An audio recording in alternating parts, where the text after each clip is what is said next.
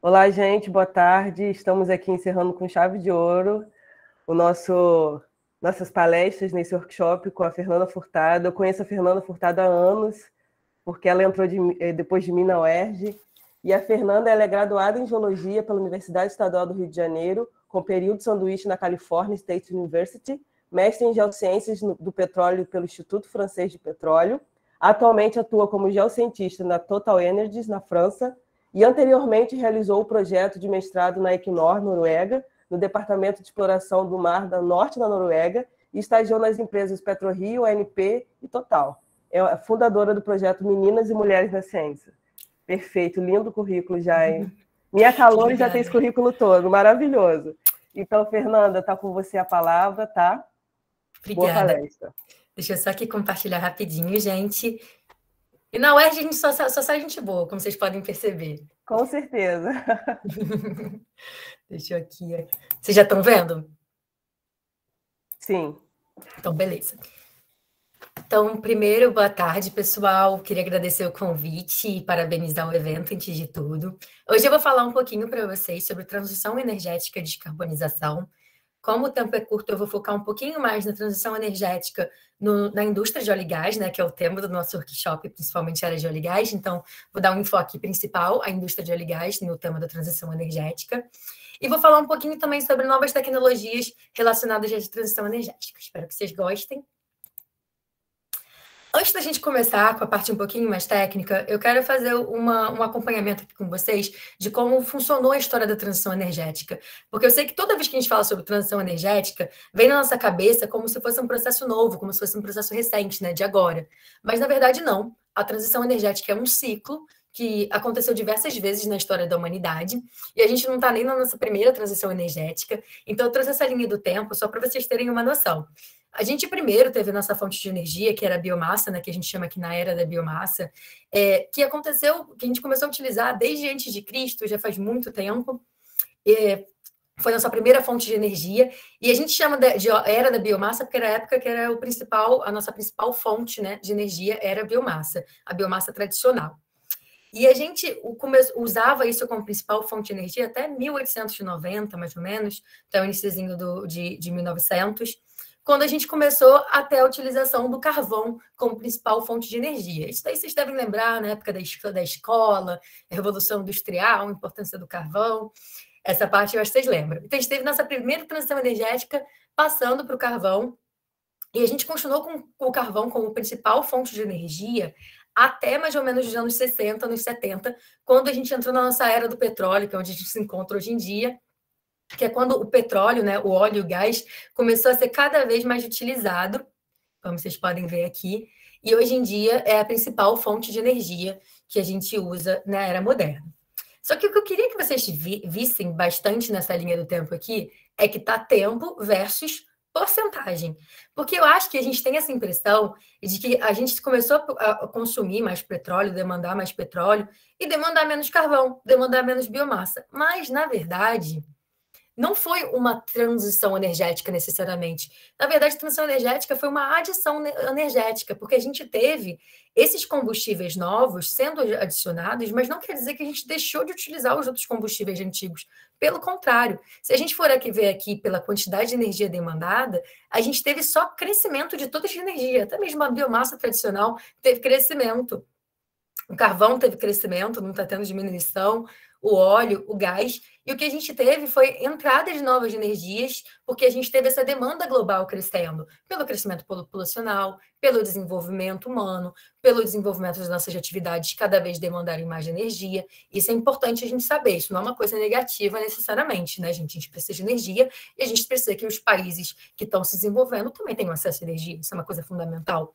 Então, a gente vê que a gente teve esse aumento da demanda das energias, mesmo surgindo essas energias novas. Não foi um combustível substituindo o outro, que é a impressão que a gente tem, né? Porque eu surpreendo muitas pessoas quando eu falo isso, mas porque as pessoas não têm essa noção por causa da realidade brasileira. O carvão ainda é, até hoje, o principal combustível para energia elétrica. No Brasil, o cenário é diferente, né? A gente tem como principal o uso das hidrelétricas, mais de 60% da nossa matriz de energia elétrica é renovável, né? Vem das hidrelétricas, mas no mundo, países como a China, países da Europa, como a Alemanha, o Canadá também, os Estados Unidos, utilizam o carvão ainda como principal fonte de energia elétrica, né? Então, para vocês terem uma noção de como aconteceu. E o que é legal também a gente prestar atenção aqui nessa linha do tempo, outra coisa que a gente pode tirar, que quando a gente trocou a biomassa, trocou, né, entre aspas, a biomassa pelo carvão e o carvão pelo óleo e gás, o que a gente estava buscando? A gente buscava na transição energética uma maior eficiência. A gente buscava um combustível que fosse mais eficiente, que fosse melhor para as nossas atividades, que fosse melhor de forma de logística, melhor de forma de acessibilidade, tanto financeira quanto técnica, né? E foi esse o motivo da gente começar a incluir essas novas tecnologias. Mas por que a gente faz transição energética hoje em dia? Será que porque o óleo e o gás eles não são eficientes o suficiente para nossas atividades? Não.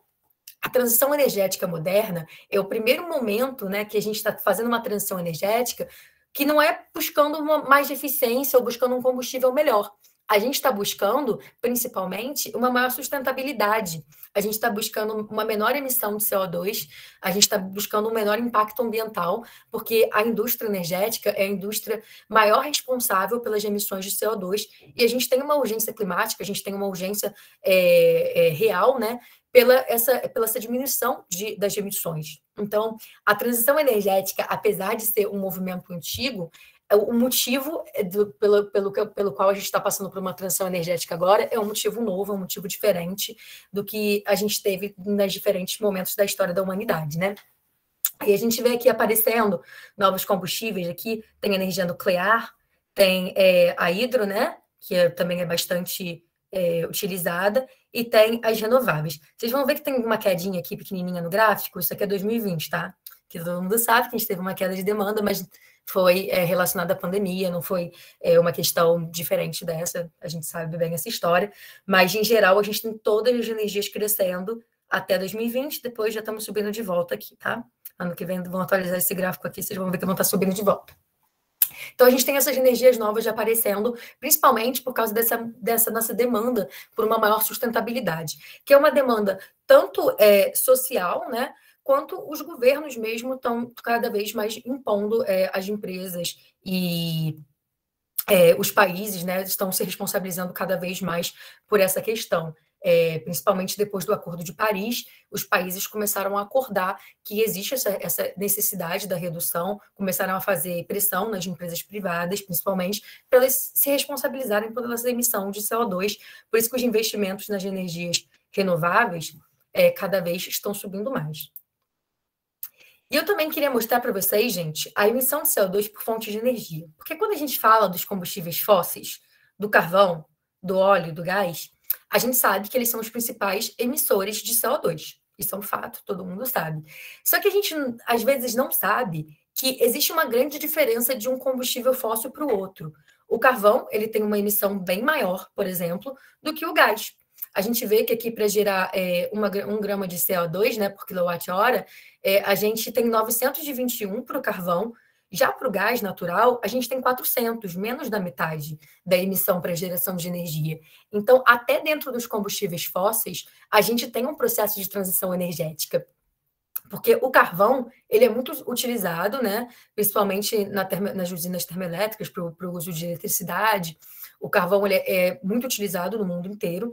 E se a gente faz a substituição do carvão para o gás natural, por exemplo, a gente já tem uma quantidade de emissão, não só de CO2, mas de outros gases do efeito estufa, muito menor.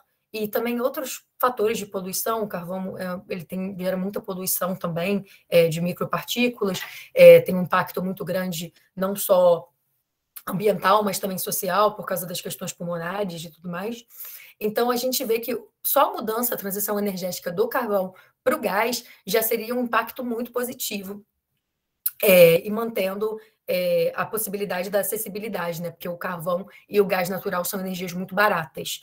Então, a gente já vê que até dentro das energias dos combustíveis fósseis, a gente tem uma diferença bem grande da emissão.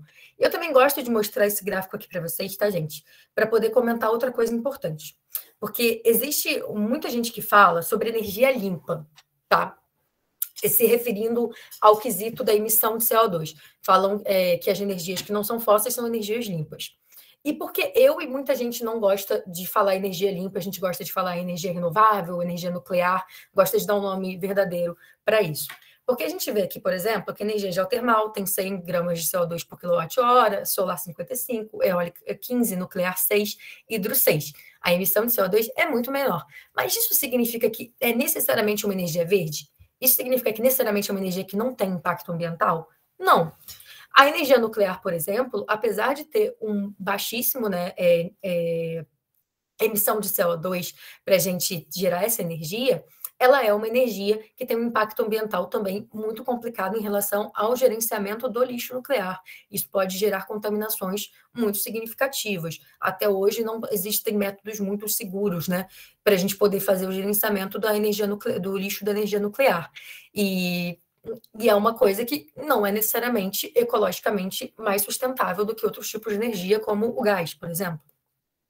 Então, existem outros fatores, por isso que eu não gosto muito de usar o termo energia limpa, e também se a gente for falar dos biocombustíveis, né? Se a gente for falar da biomassa, no Brasil, o principal motivo para a gente ter uma grande emissão de CO2 não é a energia, porque, como eu já falei para vocês, gente, 60% da nossa matriz elétrica ela vem de energia renovável.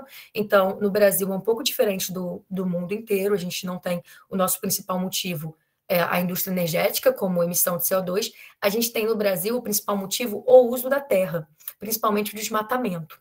E a produção de biocombustíveis, ela acaba tendo essa questão, né, esse efeito colateral danoso do uso da terra. Então, a gente vê que, às vezes, não emite CO2, mas, no final das contas, pode emitir. Então, é por isso que eu acho que é bom a gente também ter em mente essas questões, que todas as fontes de energia têm diferentes impactos, tá, gente? Então, aqui eu só queria mostrar para vocês, primeiro, essas fontes de energia diferentes e essas questões relacionadas às emissões de CO2, antes da gente entrar no nosso assunto em si, tá? Porque a gente, quando fala de transição energética, é óbvio que a primeira coisa que vem na nossa cabeça é a questão ambiental. É o principal motivo para a gente estar fazendo transição energética. É um motivo muito importante. Não vou minimizar ele de jeito nenhum. Pelo contrário, eu acho que é realmente urgente e é muito necessário a gente poder fazer o nosso gerenciamento das nossas emissões de CO2 e diminuir. A gente precisa investir em energias renováveis e a gente precisa fazer esse gerenciamento do CO2. Mas a gente também tem que entender que a indústria energética, ela não tem só esse objetivo, tá? Quando a gente fala de produção de energia, de demanda de energia, o nosso único objetivo não pode ser o objetivo ambiental. Existem dois fatores que são pouco comentados, mas que são tão importantes quanto, que a gente acaba, às vezes, negligenciando um pouco dentro dessa discussão e pode acabar ficando uma discussão muito eurocêntrica, que nem reflete a realidade, principalmente do Brasil, quando a gente fala sobre os problemas energéticos que a gente enfrenta no mundo, tá? E os problemas são a equidade energética e a segurança energética. Isso a gente chama de trilema energético, que são os três problemas principais que a gente tem na nossa indústria energética, que a gente precisa resolver com urgência, e são problemas que eles, às vezes, um esbarra no outro. Às vezes, se a gente forçar muito o lado ambiental, a gente pode acabar soltando a ponta de um deles. Por isso que a gente chama de trilema, não dilema. São três pontas de problema que, às vezes, acabam esbarrando um no outro, e a gente tem que realmente se esforçar bastante para ter equilíbrio entre os três e não afetar um ao outro. E eu vou explicar agora o que é equidade energética e segurança energética, porque eu sei que esses termos não são tão comuns de serem escutados, tá? A equidade energética é as pessoas terem acesso a fontes de energias modernas. Porque eu sei que é muito fora da nossa realidade, a gente vai lá, acende a luz, a gente vai lá, pega o ônibus, pega o carro, a gente tem acesso à energia, hoje em dia, as pessoas que estão assistindo, de uma forma muito facilitada. Mas a realidade do mundo é que 3 bilhões de pessoas não têm acesso à energia moderna ainda agora, 2021, tá? E no Brasil, no momento pandêmico, né, que a gente está vivendo, a gente está voltando para essa realidade no nosso país de forma mais intensa. Acho que todo mundo já viu as notícias relacionadas às pessoas pararem de ter acesso ao gás natural, porque está caro para caramba o gás, e começarem a utilizar de novo lenha. Isso gera acidentes Isso não só prejudica as nossas atividades, os nossos desenvolvimento, né? Como é perigoso até para a nossa saúde. Acidente de queimadura, acidentes graves que podem ser até mortais, acontecem por causa do uso da energia, dessa energia que não é moderna, né? Então, é um problema social também a falta de acesso de energia. A gente tem que ter isso em mente, que 3 bilhões de pessoas no nosso planeta não têm acesso à energia moderna. Então, a energia ela precisa ser acessível, ela precisa chegar até essas pessoas, tanto geograficamente, tanto fisicamente, quanto a acessibilidade financeira mesmo. A energia ela tem que ser possível das pessoas poderem pagar por ela, ela não pode ter preços exorbitantes, senão ela fica inacessível. Então, a equidade energética também é um fator muito importante. A gente precisa atender essa demanda e precisa atender essa demanda de uma forma correta. E o outro fator que é muito importante também é a segurança energética. A segurança energética é a energia, ela ser constante, né, contínua, ser fornecida durante o ano inteiro, durante o dia inteiro de forma contínua. A gente não ter interrupções nesse oferecimento de energia. Que é outra coisa que a gente está passando um pouquinho assim, né, pelo Brasil, acho que todo mundo já deve ter ouvido falar sobre as crises que a gente está começando a ter no setor hidrelétrico, porque o Brasil é muito dependente das hidrelétricas para fornecimento de energia elétrica. Então, a segurança energética é quando a gente, às vezes, não tem uma matriz elétrica, uma matriz energética muito diversificada, tem uma matriz muito dependente de um tipo de combustível, de um tipo de fonte de energia, e a gente tem algum tipo de interrupção dessa fonte de energia por algum motivo, a gente tem uma falta de segurança energética, porque a gente tem uma interrupção dessa fonte de energia e não tem outra coisa para substituir. Então, vou dar um exemplo para vocês. Imagina você está no inverno norueguês, um frio absurdo, e a gente não tem energia, acaba a energia na sua casa, você vai congelar. Então, isso que é segurança energética, a gente ter o ano inteiro, independente da estação do ano, independente do horário do dia, acesso à energia, e ela não oscilar ao preço de uma forma que não seja acessível. Ela também não pode ficar com preço exorbitante no inverno e um preço exorbitante no verão, que talvez seja uma estação também que a gente usa muito no Brasil, né? Então, isso é segurança energética, que também é muito importante. E por que eu estou forçando também um pouco na segurança energética? Porque a gente sempre esbarra também em relação às energias renováveis no problema da intermitência. O que é intermitência? A intermitência é que a energia solar e a energia eólica, por exemplo, são energias que dependem das condições climáticas para serem geradas. E quando a gente tem algum tipo de falha de fornecimento dessas energias, a gente precisa ter um backup. Geralmente, o que é utilizado é o gás natural ou o carvão na falha das energias renováveis. Então, isso é só para vocês entenderem também como é que a gente pode fazer a segurança energética dentro do contexto das renováveis. A gente pode usar um combustível fóssil como um backup para poder garantir que a gente não tenha uma falha do nosso fornecimento da energia, tá? Isso é um fator importante para a gente continuar com nossas atividades, de um hospital, por exemplo, não parar de ter fornecimento de energia e pessoas morrerem por causa disso. Só que uma coisa que eu queria falar com vocês também, gente, é sobre como é que a gente faz a transição energética. Porque eu sei que a maioria das pessoas pensa nisso daqui quando a gente fala sobre transição energética. Surgimento de novas energias, incluir novas energias. E sim, isso é uma das coisas que a gente faz numa transição energética. Mas também tem outras duas coisas que a gente faz numa transição energética que são muito importantes, principalmente no contexto da indústria de óleo e gás, que é a eficiência energética. É muito importante a gente investir na eficiência energética. Por quê? Porque se a gente tem uma emissão X de CO2 para gerar uma quantidade de energia, e a gente poderia ter uma emissão X dividido por 2 para gerar essa mesma quantidade de energia, a gente, no final das contas, está fazendo um melhor gerenciamento nessa emissão de CO2. A gente está conseguindo gerar mais energia a um custo ambiental menor. Então, a eficiência energética também é muito importante para a transição energética e ela consegue recuperar muito essas emissões. Então, é outro investimento muito importante, além das energias renováveis, a gente tem um investimento em eficiência energética, em pesquisa, em ciência, em mecanismos para poder fazer essa energia ser mais eficiente, né? E outra coisa que também é muito importante são tecnologias de mitigação de CO2. Porque a gente fala muito sobre não emitir, só que a gente também tem que dar um destino para esse CO2 que está sendo emitido, porque as atividades humanas elas emitem o CO2. E a gente está chegando a um limite que a gente não a gente não pode mais emitir, né? A gente tem que parar de emitir, mas a gente também tem que cuidar do que a gente está emitindo. Então, as tecnologias de mitigação de CO2, elas também são muito importantes para fazer essa transição energética, e vai ser o que eu vou apresentar para vocês agora. Eu não sei se vocês conhecem essa sigla, CCUS, ou às vezes também aparece como CCS, tá, gente? São as tecnologias de captura, armazenamento e uso de CO2. Capture, Use, essa é Storage, só para vocês saberem, de CO2. E essas tecnologias, elas têm extrema importância, principalmente para indústrias que emitem uma grande quantidade de CO2, como a indústria dos combustíveis fósseis, o carvão, o óleo e o gás. Mas ela também pode ser utilizada em outras indústrias, como a indústria de cimento e aço, que também fazem uma grande quantidade de emissão de CO2, tá, gente? E essa tecnologia, ela também esbarra com a gente da geociência. Eu vou explicar um pouquinho melhor para vocês agora. Eu estou trazendo esse esquema aqui da International Energy Agency para vocês saberem como funciona. Primeiro, a gente faz a captura desse CO2 numa planta industrial. A gente tem um lugar com uma grande emissão de CO2, por exemplo, uma refinaria, e a gente faz a captura desse CO2 nessa refinaria, por exemplo. Ou a gente também pode fazer a captura direto do ar, mas não é sempre uma boa ideia, porque, como vocês sabem, o CO2 em temperatura, em pressão e temperatura atmosférica, ele é um gás, e no ar ele fica disperso. Mas se a gente tem numa refinaria, ele está mais concentrado, é mais fácil da gente fazer a captura. Então, a gente faz essa captura em plantas industriais.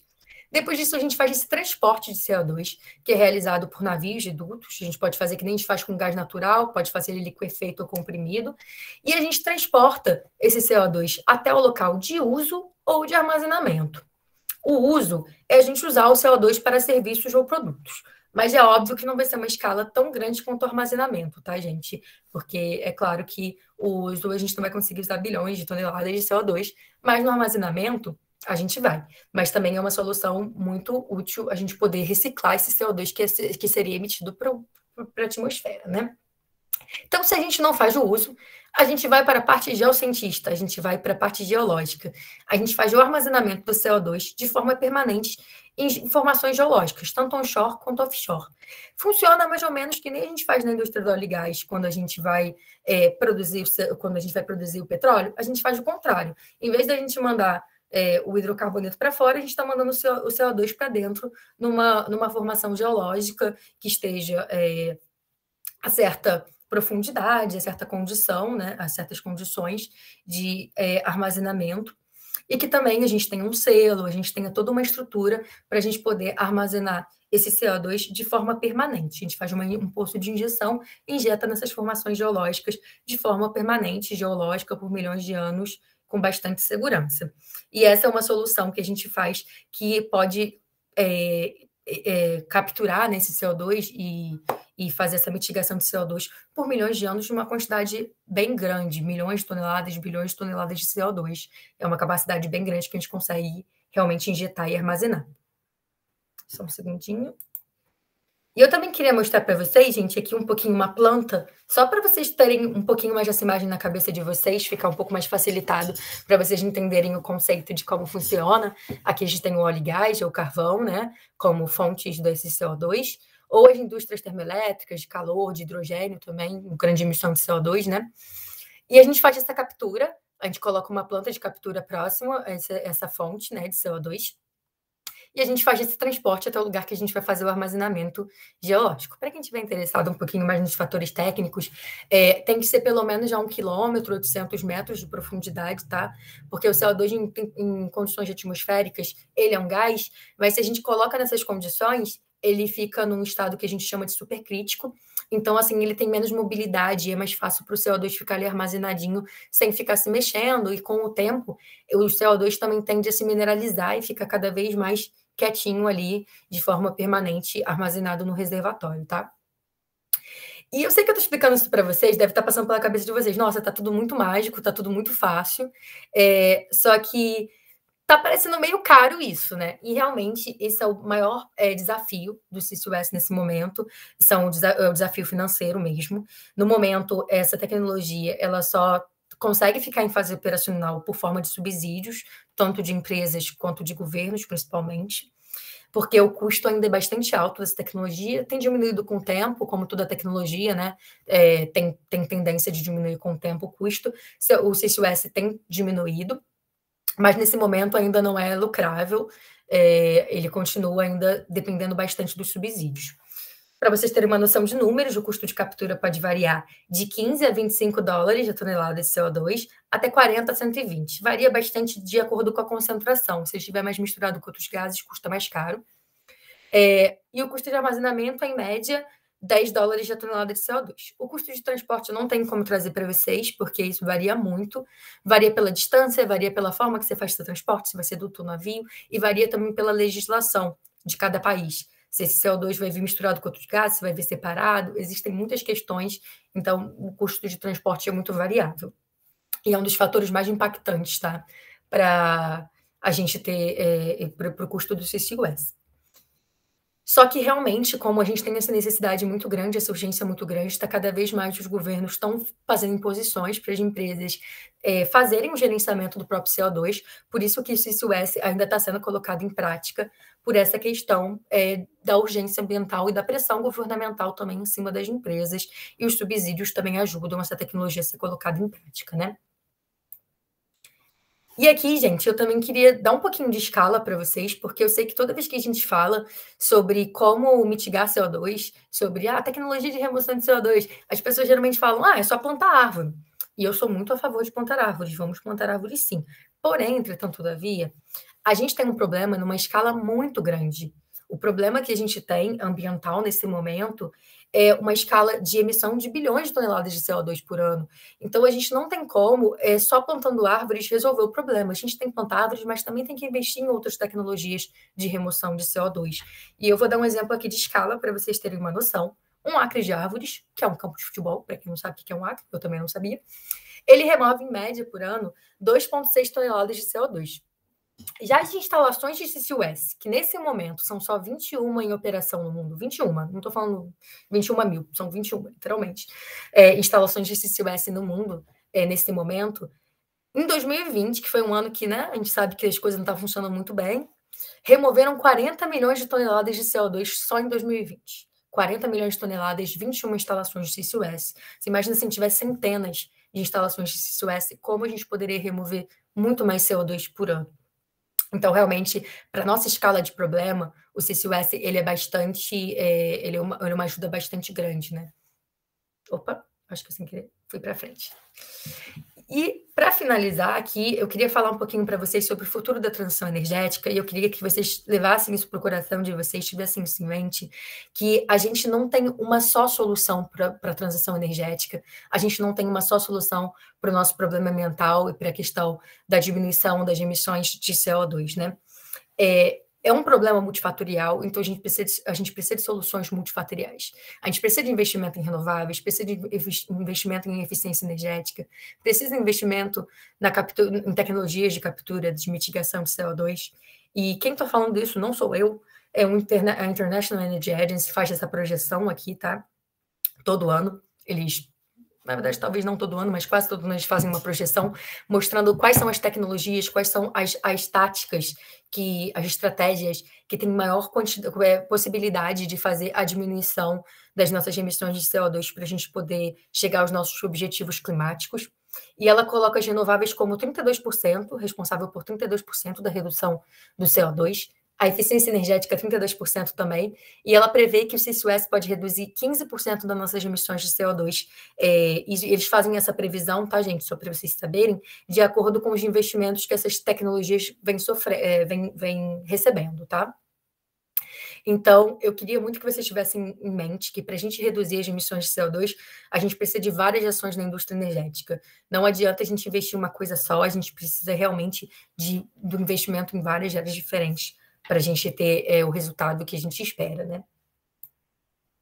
E eu sei que eu falei pra caramba, por isso eu gosto de fazer um slide de conclusão, só para vocês saberem o que é mais importante que eu falei hoje aqui para vocês.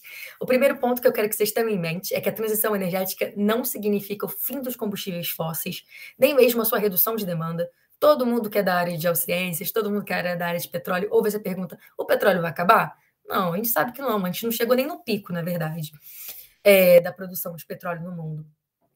Mas o fato da gente estar aparecendo novas energias não quer dizer que as energias antigas elas deixam de existir ou nem mesmo que elas vão se reduzir, tá?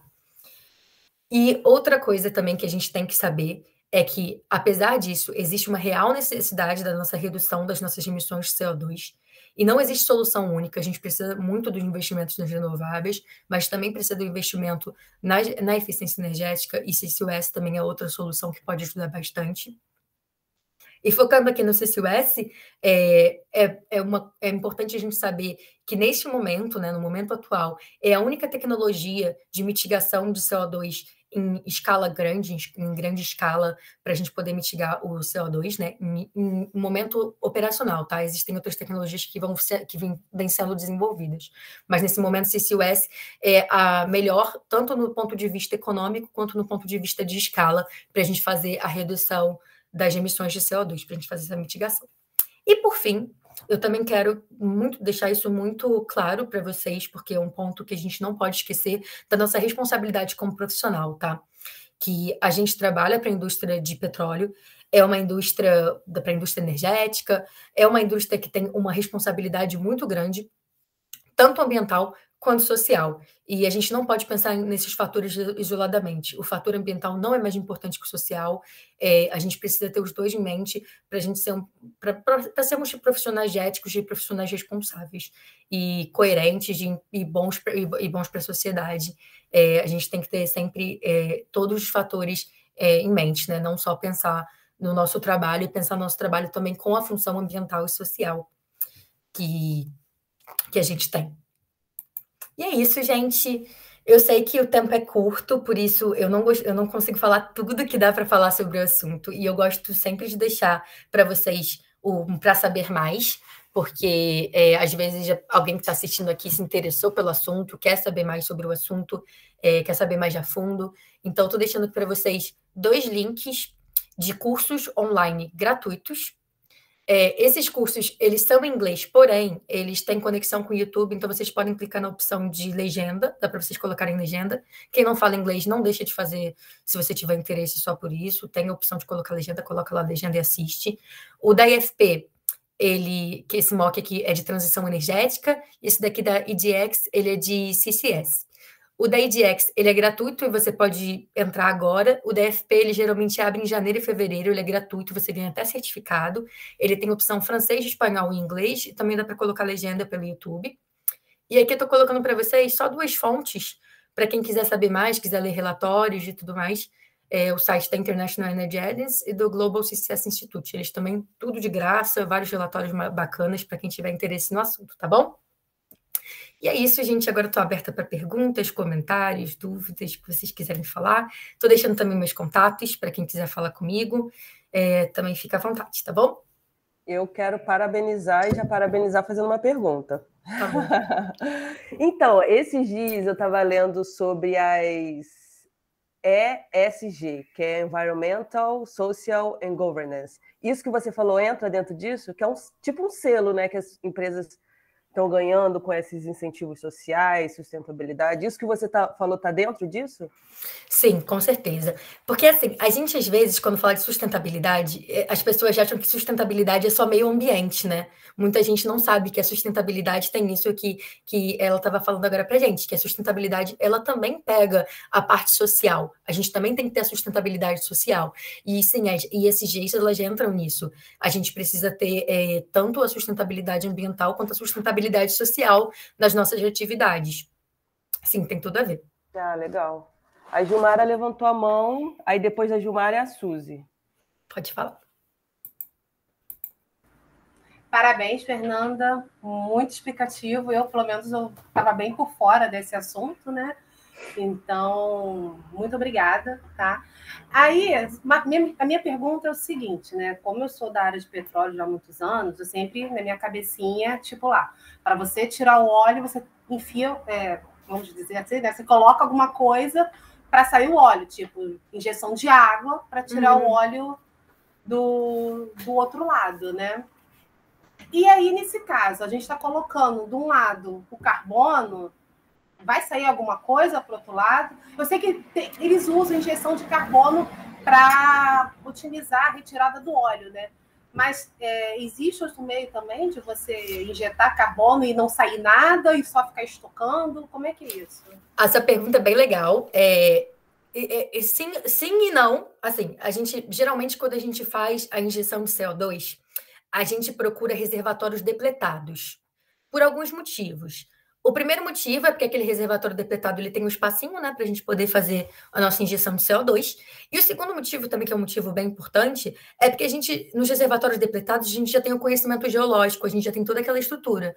A gente tem o reservatório, tem o selo, a gente sabe as características, a gente já tem aquisição sísmica, a gente já consegue ter um conhecimento bem legal e saber que o CO2 vai poder ficar armazenado ali, assim como o hidrocarboneto que foi produzido anteriormente. Economiza tempo, né? Economiza tudo, tudo. E também a gente já tem o conhecimento, já tem essa questão da segurança e tudo mais em relação ao nosso modelo geológico. Tem várias vantagens. Uma das formas de você fazer, né? A gente pode fazer tanto no reservatório depletado, também podemos fazer em aquíferos salinos, também podemos fazer em cavernas de subsuperfície, essa injeção de CO2. Mas o que dá uma maior eficiência são os reservatórios depletados. Mas o que você falou sobre a injeção para a gente fazer a recuperação do hidrocarboneto também é verdade. É uma das formas que a gente usa. Porque, como eu falei, o CCUS tem aquele usinho ali, que é do uso, e o S é o de armazenamento. A gente pode fazer o uso como a gente faz no pré-sal do Brasil. No pré-sal, a gente tem naturalmente uma produção de CO2 quando a gente produz o nosso hidrocarboneto, quando a gente produz o óleo e gás, já vem junto lá misturado bastante CO2. Razões mantélicas, aí depois a gente entra nesse assunto, mas não precisa hoje. Então, a gente tem essa produção de CO2 naturalmente no pré-sal brasileiro. E o que eles fazem? Eles, quando produzem esse CO2 lá no pré-sal, eles já na plataforma fazem um tratamento rapidinho, uma separaçãozinha do gás do CO2 e fazem a injeção. Eles fazem esse poço de injeção, em vez de usar água ou gás natural, que são os métodos mais convencionais de injeção, né, que a gente chama de injeção primária e secundária, a gente faz a injeção terciária, ou IOR, para quem é da área, que é a injeção com esse CO2. Essa injeção terciária pode ser polímero, pode ser várias coisas, mas também pode ser CO2. E com essa injeção de CO2, o que a gente faz? Além da gente estar aumentando essa recuperação do hidrocarboneto, ajudando a sair mais petróleo lá de baixo, a gente está eliminando esse CO2 que seria jogado para a atmosfera, a gente está mandando ele de volta. Então, é uma das formas da gente fazer esse uso do CO2. E realmente o que você falou está completamente certo. Se a gente está mandando alguma coisa para dentro, se tiver óleo lá, vai sair. Então, realmente tem essa produção. Mas, geralmente, quando a gente faz a injeção só para o armazenamento, a gente tem a preferência pelos reservatórios depletados, aquíferos salinos ou as cavernas de sal, por exemplo, para fazer essa injeção de CO2, mas principalmente reservatório depletado, que tem maior eficiência para o armazenamento. Ok, obrigada. E parabéns mais uma vez. Obrigada. Oi, Fernanda, quero agradecer você pela sua apresentação, parabenizá-la, muito bonita, né, muito didática. Já assisti outras vezes algumas apresentações suas e foram bem legais. Parabéns. Em nome da BMG, eu agradeço por ter aceito o nosso convite de participar desse ciclo, né, desse workshop, que está sendo um sucesso. E já, né, vamos encerrar com chave de ouro aí com essa palestra linda que você nos deu. Gostaria de te perguntar se você tem alguma... pode me dizer sobre o hidrogênio renovável, se você sabe alguma coisa desse tipo. Claro, claro. Eu só vou primeiro contextualizar para quem não sabe nada sobre hidrogênio, porque eu sempre gosto de deixar todo mundo na mesma página. Hoje em dia, todo mundo não, mas muita gente já deve ter ouvido falar sobre o hidrogênio começar a ser utilizado como uma solução de energia. O hidrogênio ele já é utilizado amplamente nas indústrias, né? Principalmente na indústria química. E o hidrogênio, ele geralmente é produzido pela reforma do metano. A gente pega o CH4 e a gente, por meio de uma reação química, né, que chama reforma do metano, steam reform, a gente gera o hidrogênio e o monóxido de carbono, tá? Esse é o que hoje em dia a gente chama de hidrogênio cinza, só para vocês saberem. Vocês vão entender onde eu vou chegar. E hoje em dia a gente está desenvolvendo novos tipos de hidrogênio, não só para a indústria química, mas também porque o hidrogênio vai ser um possível combustível do futuro, em relação por ele ter um menor impacto ambiental do que o óleo, por exemplo. Então a gente fala muito do hidrogênio azul e do hidrogênio verde. O hidrogênio azul é o mesmo processo que o hidrogênio cinza, que é a reforma do metano, porém, no final, a gente faz CCS junto. A gente pega esse monóxido de carbono ou dióxido de carbono que é produzido, captura e armazena. Por isso que ele é o hidrogênio azul. E a gente hoje em dia também está falando do hidrogênio verde.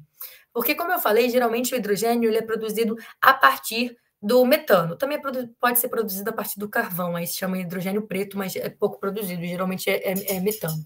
O hidrogênio verde, ele é produzido a partir das energias renováveis. E a gente, em vez de usar o metano, a gente usa a água, faz um processo, né, de eletrólise, e a gente consegue, pela essa energia, que geralmente pode ser solar, pode ser eólica, fazer o hidrogênio ser produzido, gerando, sem gerar o CO2, ou o monóxido de carbono, no caso. Então, só para vocês saberem, o hidrogênio verde ele ainda não está muito em escala operacional, ele está mais em escala de desenvolvimento, pelo menos em larga escala, ele ainda não está sendo utilizado, né?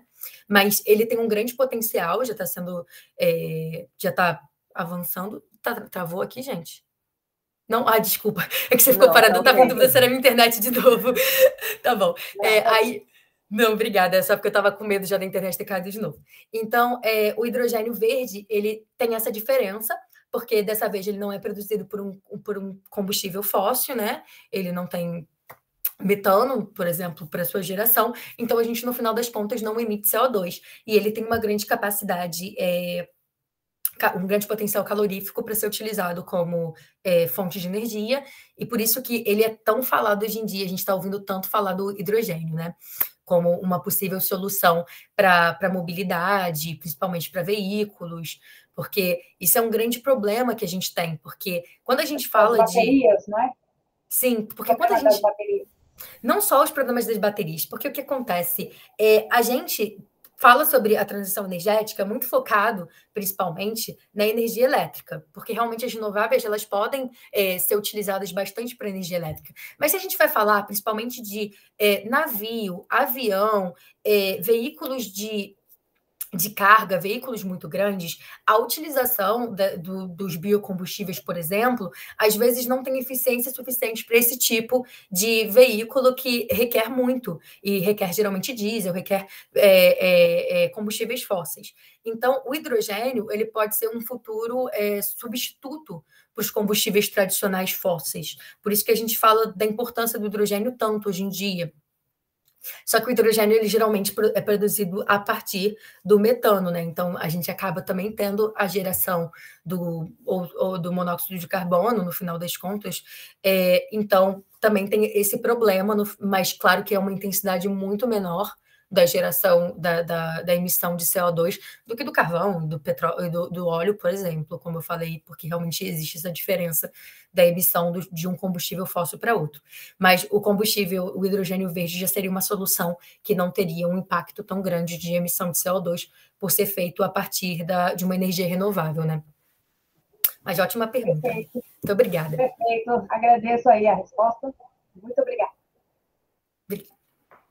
Alguém mais tem alguma pergunta?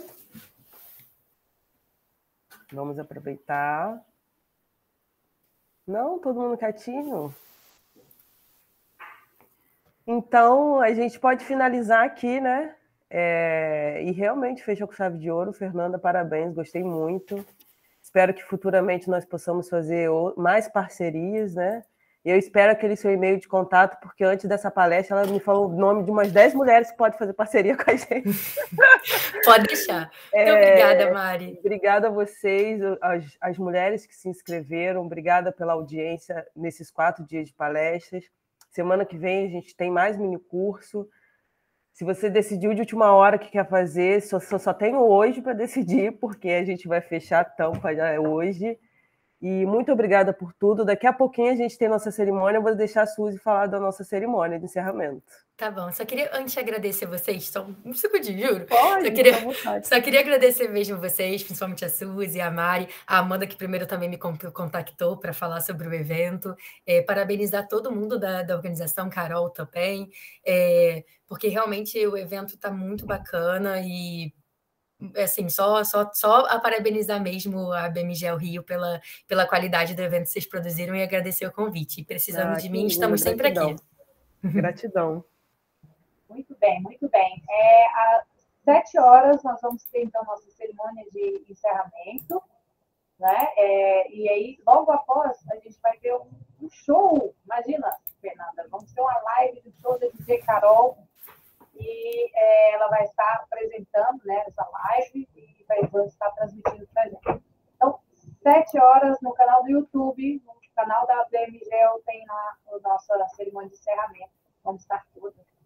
Ah, que maravilha! Parabéns. Muito legal também. Inclusive, achei muito inovadora esse encerramento de vocês com o show, gente. Estou muito de parabéns pela criatividade. Pode virar nos 30, né? Já que não pode fazer, o pessoal Arrasaram mesmo. Online, live, e acho que vai ter participação da Sulô do Cerrado também, vai apresentar uma canção. Acho que a banda da Amanda. Eu acho que até a Amanda vai tocar hoje. Ah, que maravilha! A Jimmy vai tocar também? Não, Jimmy não, só a Amanda com a banda dela. Mas já arrasaram também. Muito bom. Parabéns, muito obrigada, pessoal. E até a próxima. Tchau, até gente. A próxima. Muito obrigada, um abraço, gente. Um bom final de semana para vocês, se vocês não forem na abertura, mas vão na abertura. E muito obrigada pela audiência. Tchauzinho, gente. Obrigada.